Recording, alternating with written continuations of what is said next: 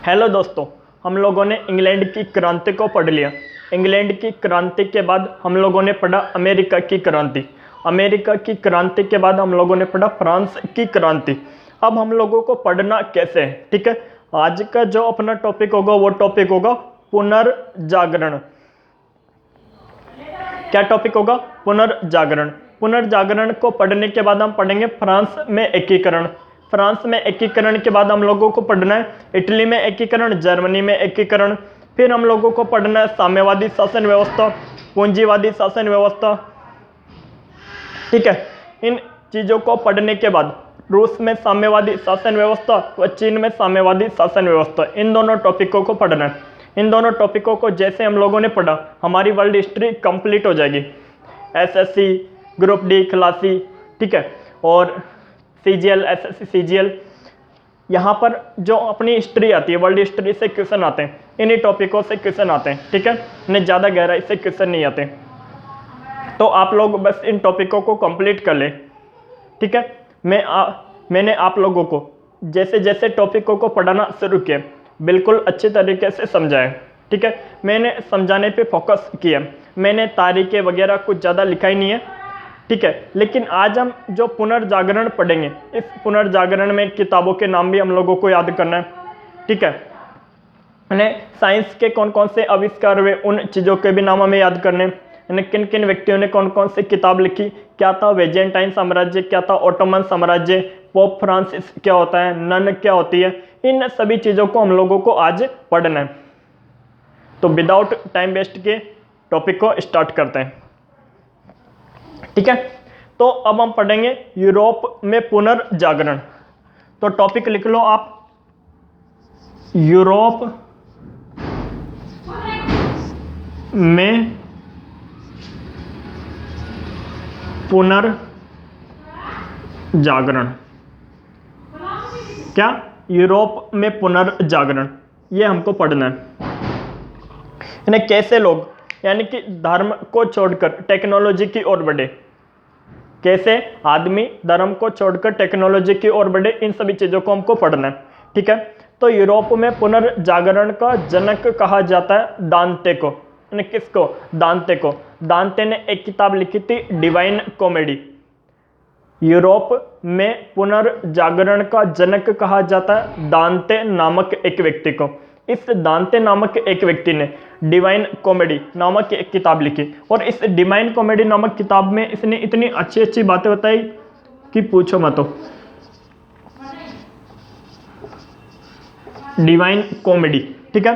इस divine comedy में इसने बताया कि स्वर्ग में जो लोग हैं और नरक में जो लोग हैं, स्वर्ग में उपस्थित लोगों के पास एक कढ़ाई है और नरक में उपस्थित लोगों के पास भी एक कढ़ाई है। दोनों के पास कढ़ाइयों में हलवा भरा हुआ है और उसके बीच उस कढ़ाई में पलटे हैं। तो स्वर्ग में उपस्थित लोग क्या काम करेंगे? यानी पलटे को उठाएंगे, पलटे में हलवा लेंगे और पहले दूसरे व्यक्ति को खिलाएंगे। खिला दिया, फिर दूसरा व्यक्ति यानी किसी तीसरे व्यक्ति को खिलाएगा, फिर ऐसे एक दूसरे को खिलाएंगे। और नरक में उपस्थित लोग क्या करते हैं? यानी जो पलटा लेंगे, पलटे में हलवा लेकर पहले खुद खाते हैं।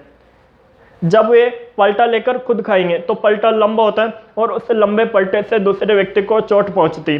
कुल मिलाकर बात यह है कि क्या बात है? यानी ये जो दांते ने कहा था कि स्वर्ग में वे लोग पहुंचते हैं, स्वर्ग में वे लोग पहुंचते हैं यानी जो अपना अच्छा करने के साथ साथ दूसरों का भी भला करते हैं, यानी जो अपना अच्छा करने के साथ साथ दूसरों का भी भला करते हैं। और नरक में वे व्यक्ति पहुंचते हैं जो अपना अच्छा करने के लिए दूसरों का बुरा करते हैं, यानी जो अपना अच्छा करने के लिए दूसरों का बुरा करते हैं। इन्होंने जो कहानियाँ लिखी वो कहानियाँ काफ़ी प्रेरणा देने लायक की थी। इन्होंने जोश भरी किताबें लिखी, ठीक है, जिससे लोगों में काफ़ी परिवर्तन आए, उनकी सोच में परिवर्तन आए। इस कारण दांते को यूरोप में पुनर्जागरण का जनक कहा जाता है। यूरोप में पुनर्जागरण का जनक कहा जाता है। पहले यूरोप में एक साम्राज्य था, उस साम्राज्य का नाम था वेजेंटाइन साम्राज्य। ध्यान से समझना, ये जो बात बताने जा रहा हूँ इस बात को अच्छी तरीके से समझे। यहाँ से बाबू क्वेश्चन आते हैं, आप लोग इसको सीरियस नहीं लेते हैं, ये बात अलग है। यूरोप में पहले एक साम्राज्य था, बेजेंटाइन साम्राज्य।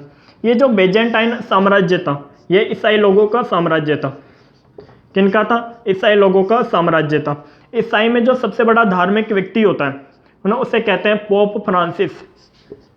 ईसाई लोगों में जो सबसे बड़ा धार्मिक व्यक्ति होता है उस धार्मिक व्यक्ति को कहते हैं पोप फ्रांसिस। इन्हें क्या कहेंगे? Pope Francis. इन्हें क्या कहेंगे? Pope Francis. और ये जो बेजेंटाइन साम्राज्य था, इस बेजेंटाइन साम्राज्य की राजधानी थी कुस्तुनतुनिया। क्या राजधानी थी? कुस्तुनतुनिया। ठीक है।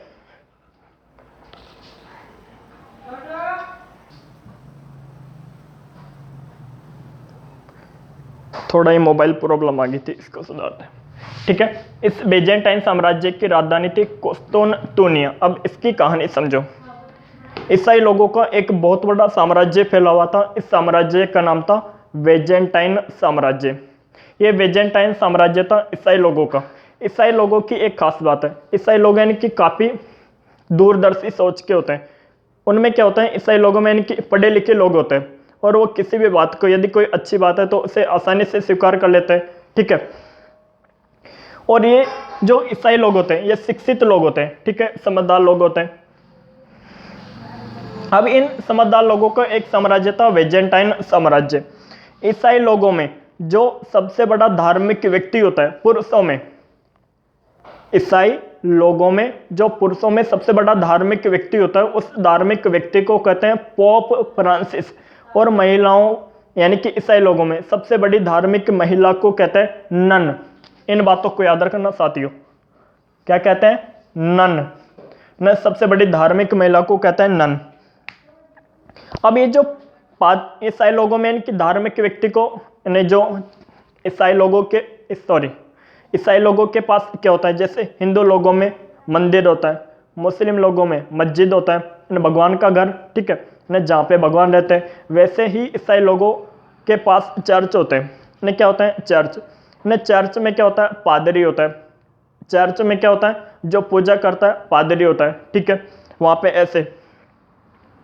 पे ऐसे मोमबत्ती जला देंगे और ऐसे यानी कि पूजा करते हैं। इधर ईसा मसीह की क्या होती है?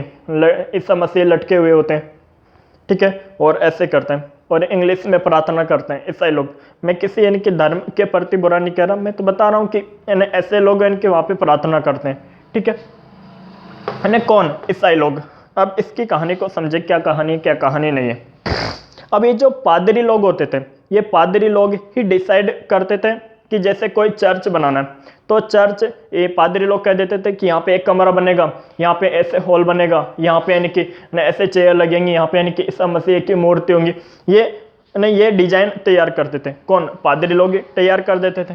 ठीक है, और ये पादरी लोग है ना, ये ईसाई धर्म में कई तरह के नियम कानून बना देते थे, जिन्हें लोगों को मानना पड़ता था। उन नियम कानूनों को जैसे ऐसे पूजा करना है, सीधे खड़े होकर पूजा करना है, पूजा करते वक्त आंखों को खोले रखना है, ऐसे कुछ भी नियम कानून बना देते थे जिससे इनके लोगों को पालना करनी पड़ती थी। ईसाई लोगों को कैथोलिक कहा जाता था। ईसाई लोगों को कैथोलिक कहा जाता था। क्या कहा जाता था? कैथोलिक। आज मैं आप लोगों को इनके बारे में काफ़ी डिटेल से पढ़ाने वाला हूँ, एक एक स्टेप को अच्छी तरीके से समझे। ईसाई लोगों को कैथोलिक कहा जाता था। ठीक है। अब एक व्यक्ति था मार्टिन लूथर किंग, आपने इसका काफ़ी नाम सुना होगा, मार्टिन लूथर किंग। ये जो मार्टिन लूथर किंग है, इस मार्टिन लूथर किंग ने इन धार्मिक व्यक्तियों को विरोध किया कि ये धार्मिक व्यक्ति कौन होते हैं जो कई तरह के नियम कानून बना देते हैं कि ऐसे पूजा करनी है, ऐसे पूजा नहीं करनी है, हम लोगों को ऐसे रहना, हम लोगों को ऐसे नहीं रहना, हम अपनी इच्छा के अनुसार रहेंगे। ये लोग कौन होते हैं कि हम लोगों को ऐसे रहना है, ऐसे नहीं रहना। तो मार्टिन लूथर किंग ने इन धार्मिक व्यक्तियों को क्या किया? विरोध किया। जैसे भी कोई यानी कि धार्मिक भवन का निर्माण करना होता था तो धार्मिक भवन के निर्माण में ये पादरी लोग बात बात में टांग अड़ाते थे कि ऐसे बनेगा, ऐसे बनाओ, ऐसे बनाओ। ठीक है, तो मार्टिन लूथर किंग ने इन बातों का इनका विरोध किया। मार्टिन लूथर किंग ने कहा, यदि इन धार्मिक व्यक्तियों को कोई नियम कानून बनाना है, यदि धर्म से रिलेटेड कोई नियम बनाना है, तो इन धार्मिक व्यक्तियों को सभी जनता से पूछना होगा, और यदि वो जनता चाहती है कि हाँ इस तरह का नियम बन जाए, ये सही नियम है, तो हम भी इन नियमों को मानेंगे। लेकिन ये धार्मिक व्यक्ति बिना किसी से पूछे तरह तरह के नियम बना देते हैं, और इन नियमों को हमें मानना पड़ता है। हम क्यों माने इन नियमों को? हम नहीं मानेंगे इन नियमों को, हम अपनी ज़िंदगी को अपने अनुसार जिएंगे। तो मार्टिन लूथर किंग ने इन धार्मिक व्यक्तियों का क्या कर दिया? विरोध कर दिया। पोप फ्रांसिस, पादरी, ये जो भी धार्मिक व्यक्ति होते हैं, ठीक है। और ये जो शिक्षित समाज था, ध्यान समझना, मार्टिन लूथर किंग ने इनका क्या कर दिया? विरोध कर दिया। और शिक्षित समाज मार्टिन लूथर किंग के साथ था ना, शिक्षित समाज मार्टिन लूथर किंग के साथ था। यानी शिक्षित समाज और मार्टिन लूथर किंग ने मिलकर इनका विरोध किया। विरोध किया ने क्या किया? विरोध किया। तो विरोध को इंग्लिश में क्या कहते हैं? प्रोटेस्ट। विरोध को इंग्लिश में क्या कहते हैं? प्रोटेस्ट। इस कारण इन लोगों ने क्या किया? विरोध किया। इस कारण इन लोगों को कहते हैं प्रोटेस्टेंट। क्या कहते हैं? प्रोटेस्टेंट। तो ध्यान से समझना, ईसाई लोग दो टाइप के होते हैं, एक तो कैथोलिक, एक होते हैं प्रोटेस्टेंट। कौन से? प्रोटेस्टेंट। कौन? प्रोटेस्टेंट। प्रोटेस्टेंट वो लोग होते हैं जो धर्म के इन ठेकेदारों के नियम कानूनों को नहीं मानते। प्रोटेस्टेंट वे लोग हैं जो धर्म के इन ठेकेदार, यानी जो भी धार्मिक व्यक्ति है तरह तरह के नियम कानून बना रहा, आज ये लगा रहा, आज वो लगा रहा, इनको नहीं मानते। ऐसे लोगों को कहते हैं प्रोटेस्टेंट। और इनकी जो धार्मिक व्यक्ति की बातों को मानते हैं वो लोग कहलाए कैथोलिक। जो धार्मिक व्यक्ति की बातों को मानते हैं वो लोग कहलाए कैथोलिक। तो इस तरह ईसाई समाज दो भागों में बट गया, एक तो प्रोटेस्टेंट, एक कैथोलिक। एक प्रोटेस्टेंट और एक कैथोलिक। तो आगे जाके ईसाई समाज दो भागों में बट गया, एक प्रोटेस्टेंट, एक कैथोलिक। एक प्रोटेस्टेंट, एक कैथोलिक। मेरे साथ याद करते हुए चले, एक प्रोटेस्टेंट, एक कैथोलिक, ठीक है। अब इनकी कहानी खत्म हुई। इनकी क्या हुई? कहानी खत्म। अब इनमें क्या था? जैसे एक कहानी बताता हूँ। जैसे एक बार किसी भवन का निर्माण हो रहा था, धार्मिक भवन का निर्माण हो रहा था, तो पादरी लोग आए कि ऐसे बनाना है, ऐसे बनाना है। तो प्रोटेस्टेंट लोगों ने मना कर दिया कि ऐसे नहीं बनेगा, हम चाहेंगे जैसे बनेगा।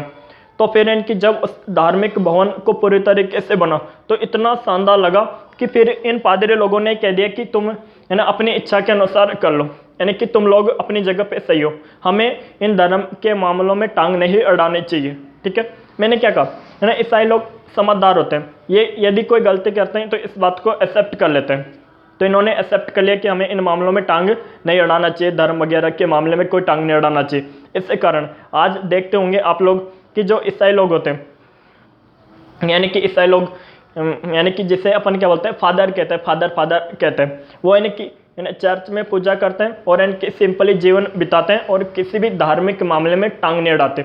उनको अपने काम बस पूजा करना, घर आना और बस यानी कि कोई मिले तो आशीर्वाद दे देना, बस इतना सा काम करते हैं, ठीक है।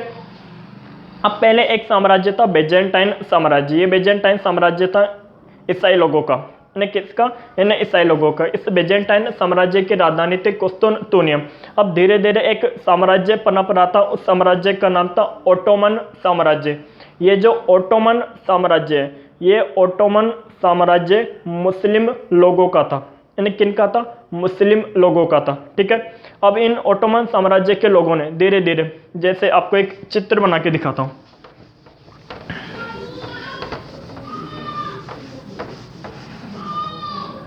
जैसे सपोज इस पूरे वाले क्षेत्र में ऐसे ये पूरा ऐसे क्या बना हुआ है, ये बेजेंटाइन साम्राज्य है।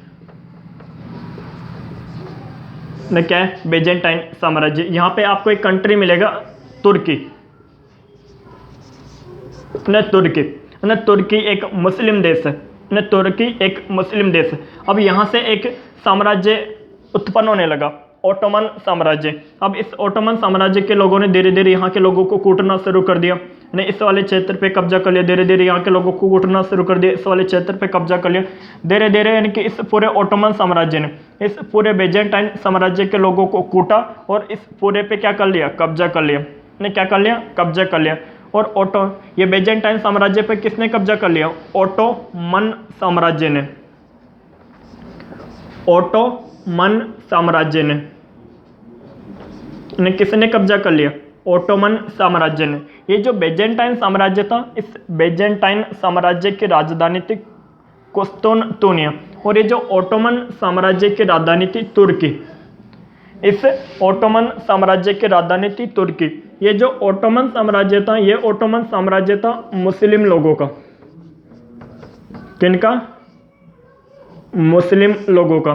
तो इस पूरे क्षेत्र पर यानी कि मुस्लिम लोगों का कब्जा हो गया। यानी जब यानी कि धीरे ओटोमन साम्राज्य इस बेजेंटाइन साम्राज्य पर कब्जा करने लगा, यहाँ के लोगों को कूटने लगा, तो यहाँ से लोग यानी कि निकल कर यानी कुछ लोग इधर भागे, कुछ लोग इधर भागे, कुछ लोग इधर भागे, कुछ लोग इधर भागे, कुछ लोग इधर भागे, यहाँ से लोग निकल कर भागने लगे। यानी जैसे अभी वर्तमान में देखो रूस और यूक्रेन के बीच युद्ध चल रहा है, ठीक है।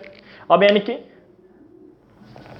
यूक्रेन पे रूस कब्जा करना चाहता है, तो यूक्रेन के लोग निकल कर यानी कि कुछ लोग इधर किसी दूसरे देश में चले गए, तो कुछ लोग किसी दूसरे देश में चले गए, कुछ लोग किसी दूसरे देश में चले गए, ऐसा हो रहा है, ठीक है। यही कहानी यहाँ की हुई। तो यहाँ से लोग इधर उधर भागने लगे, है ना, इधर उधर भागने लगे, ठीक है। अब यानी कि ज्यादातर लोग यहाँ से जो ज्यादातर लोग भागे थे, ये सभी लोग गए थे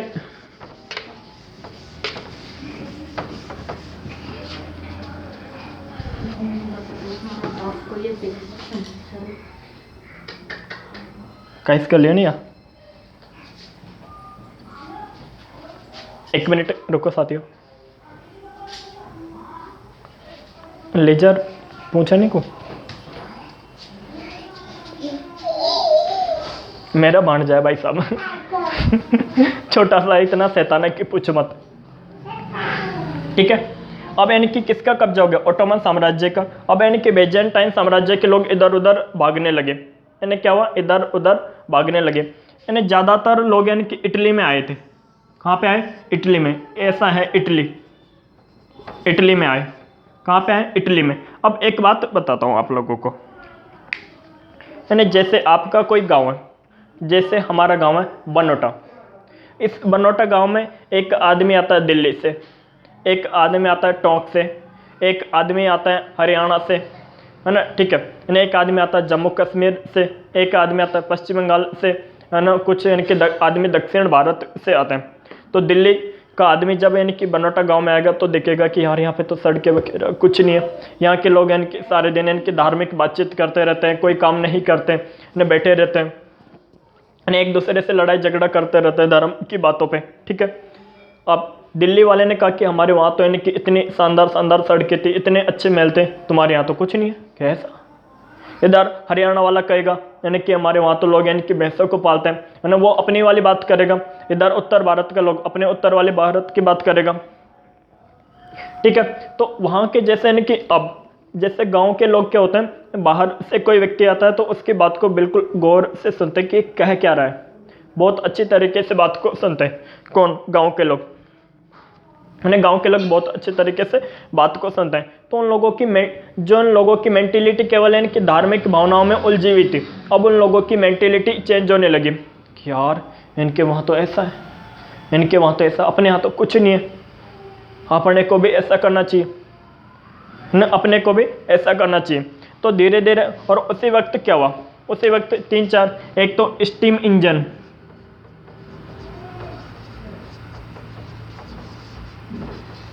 स्टीम इंजन, एक कंपास, कंपास, इन सभी चीज़ों की खोज हो गई थी। और यानी कि इधर कारखाने लगे, यानी क्या लगने लग गए थे, कारखाने लगने लग गए। धीरे धीरे लोगों की मेंटेलिटी चेंज होने लगी, है ना। लोग यानी जो लोग यानी कि धार्मिक काम करने में उलझे हुए रहते थे, अब यानी कि वो दूसरे काम करने लगे। इधर यानी कि चित्रकला में रुचि लेने लगे, नई नई किताब लिखने लगे, ठीक है, यानी कारखाने खोलने लगे, और कारखानों में इनकी नई नई चीज़ें बनाने लगे, जिससे लोगों को रोजगार मिलने लगा, ठीक है। अब यानी कि रोजगार मिलने लगा, जैसे आप समझो जैसे मुझे यानी कि काम करने जाना होता है ना, तो मैं इनकी सुबह इनकी उठूँगा, उठने के बाद इनकी फ्रेश होने के बाद रोटी वोटी खा के, खाना खा के इन्हें काम करने के लिए निकल जाऊँगा। सारे दिन काम करूँगा, आऊँगा, थोड़ा रेस्ट करूँगा, फैमिली से बातचीत करूँगा, सो जाऊँगा। यही मेरा प्रोग्राम चलेगा रोज़ का। तो मुझे इनकी धार्मिक चीज़ों में उलझने का वक्त कहाँ, है ना, धार्मिक चीज़ों में उलझने का वक्त कहाँ कि ये अच्छा है, ये धर्म बुरा है ना, इसमें ऐसा होना चाहिए, इसमें वैसा होना चाहिए। इन चीज़ों के लिए तो मेरे पास टाइम ही नहीं है। तो जो लोग सारे दिन इनकी धार्मिक चीज़ों में उलझे रहते थे, अब उन लोगों के पास इनके लिए टाइम ही नहीं है। तो धार्मिक चीज़ों को छोड़कर लोग टेक्नोलॉजी की ओर बढ़ने लगे, नई नई चीज़ें खोजने लगे, ठीक है। उन्हें क्या करने लगे, नई नई चीज़ें खोजने लगे। जैसे आपको इसमें कुछ एग्जाम्पल समझाता हूँ।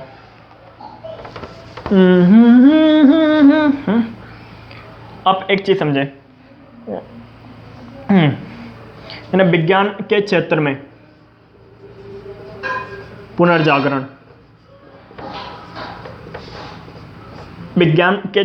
पुनर्जागरण, इधर स्टीम इंजन की खोज हुई, कंपास की खोज हुई और अन्य चीज़ों की भी खोज हुई थी।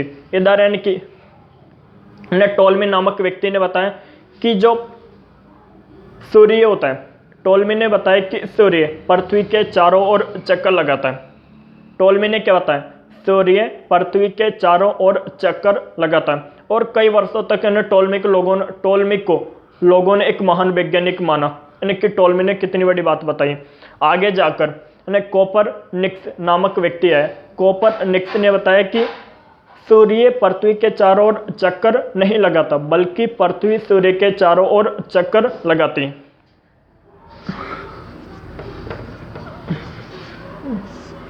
टोल्मी ने तो क्या बताया था, टोल्मी ने बताया था कि सूर्य पृथ्वी के चारों ओर चक्कर लगाता है, न पृथ्वी के चारों ओर चक्कर लगाता है। इधर यानी कि फिर बाद में आया कोपरनिकस,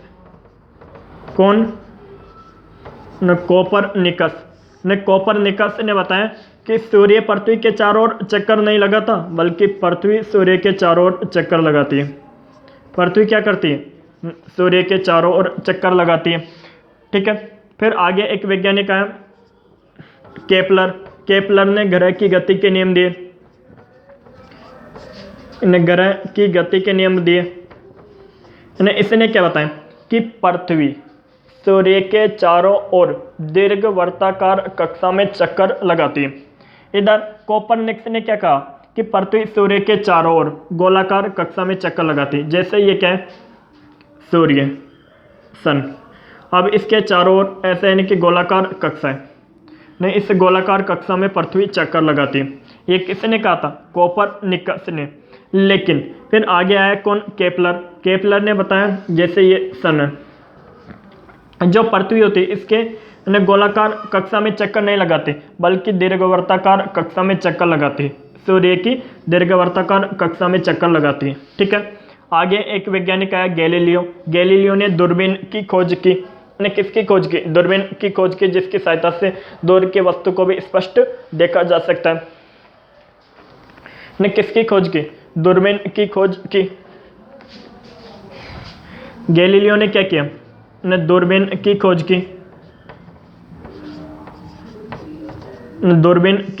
की, और गैलीलियो ने दूरबीन की खोज करके बताया कि पृथ्वी सूर्य के चारों ओर दीर्घवृत्ताकार कक्षा में चक्कर लगाती है।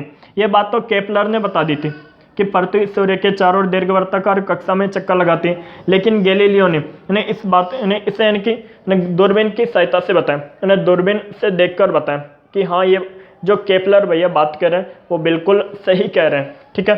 फिर आगे आया एडविन हब्बल।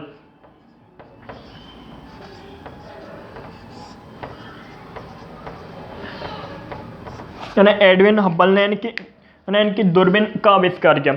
थोड़ी इनकी जो गैलीलियो ने इनकी थोड़ी कमजोर दूरबीन बनाई, इसने खतरनाक वाली दूरबीन का आविष्कार किया और उस दूरबीन को अंतरिक्ष में भेजा, ठीक है। और एडविन हब्बल ने बताया कि जो हमारी आकाश गंगा है, इस आकाश गंगा का आकार लगातार बढ़ रहा है। इस आकाश गंगा का आकार लगातार बढ़ रहा है। ठीक है, तो ये था विज्ञान के क्षेत्र में पुनर्जागरण ने इन वैज्ञानिकों ने बताया। अब बात करें स्थापत्य कला के क्षेत्र में पुनर्जागरण ने किसके क्षेत्र में, स्थापत्य कला के क्षेत्र में पुनर्जागरण, स्थापत्य कला के क्षेत्र में पुनर्जागरण। देख क्या बना, रोम का गिरजाघर, रोम का गिरजाघर, रोम का गिरजाघर ने ऐसा कहा जाता कि आज से 500-600 साल पहले रोम जैसा शहर इस पूरी दुनिया में एक भी नहीं था। रोम को इतनी अच्छी खतरनाक तरीके से बनाया गया था कि पूछो मत। इन रोम में मतलब इतनी अच्छे तरीके से बिल्डिंगों की बनावट तैयार की गई, आने जाने के रास्ते, ठीक है, बहुत ही बेहतर तरीके से रोम को बनाया गया था। रोम जैसा शहर पूरी दुनिया में नहीं था। ठीक है, ये जो रोम का ठीक है, तो रोम शहर, इटली का रोम शहर यानी कि रोम का गिरजाघर। ठीक है, रोम का गिरजाघर, ये जो रोम का गिरजाघर है, इस गिरजाघर का नाम है सेंट पीटर्स गिरजाघर। यहाँ पे क्वेश्चन में आपको फंसा देगा एग्जामिनर ना, पूछेगा सेंट पीटर्स गिरजाघर कहाँ है, सेंट पीटर्स गिरजाघर कहाँ है, तो ये है रोम में, इटली में, रोम इटली में ही तो है। ठीक है, क्वेश्चन पूछेगा सेंट पॉल गिरजाघर कहाँ है, ध्यान से समझना इन क्वेश्चनों को ना। सेंट पॉल गिरजाघर कहाँ है, तो यहाँ पे क्या आ रहा है, ल लड्डू का ल से क्या बना, लंदन, तो ये लंदन में है। क्वेश्चन पूछेगा सेंट मार्क गिरजाघर कहाँ है,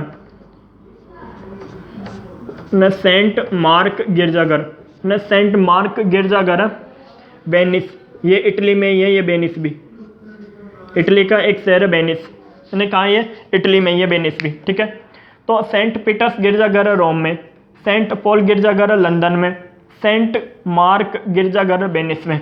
तो स्थापत्य कला में इतनी खतरनाक बिल्डिंगों का निर्माण होने लगा, अच्छी अच्छी इमारतों का निर्माण होने लगा। ठीक है, तो स्थापत्य कला के क्षेत्र में इनकी पुनर्जागरण होने लगा। विज्ञान के क्षेत्र में बता दिया। अब बात करें इनकी साहित्य के क्षेत्र में पुनर्जागरण के, न साहित्य के क्षेत्र में पुनर्जागरण ना, तो इधर इनकी दांते ने कौन सी किताब लिखी थी, डिवाइन कॉमेडी नामक बुक लिखी न, डिवाइन कॉमेडी नामक पुस्तक लिखी। पेन में थोड़ी स्याही खत्म होगी, 1 मिनट रुको। तो हम पढ़ रहे थे साहित्य के क्षेत्र में पुनर्जागरण। तो दांते नामक व्यक्ति ने डिवाइन कॉमेडी नामक पुस्तक लिखी। लेमार्क नामक व्यक्ति ने ट्रेलर्स पुस्तक लिखी। कौन सी, ट्रेलर्स, है ना। विलियम शेक्सपियर ने, यहाँ पे लिख देता हूँ, विलियम शेक्सपियर ने मर्चेंट ऑफ वेनिस नामक पुस्तक लिखी। ने इसकी कहानी मैं आप लोगों को बता चुका हूँ, मर्चेंट ऑफ वेनिस की, इसका वीडियो डाल चुका हूँ मैं मर्चेंट ऑफ वेनिस का, आप लोगों ने देखा हो तो। विलियम शेक्सपियर ने मर्चेंट ऑफ वेनिस नामक पुस्तक लिखी। ठीक है, इधर यानी कि बुकेसिए ने, बुकेसिए ने डेकामेरॉन की कहानी पर एक पुस्तक लिखी। डेकामेरॉन की कहानी पर एक पुस्तक लिखी। मैकियावेली ने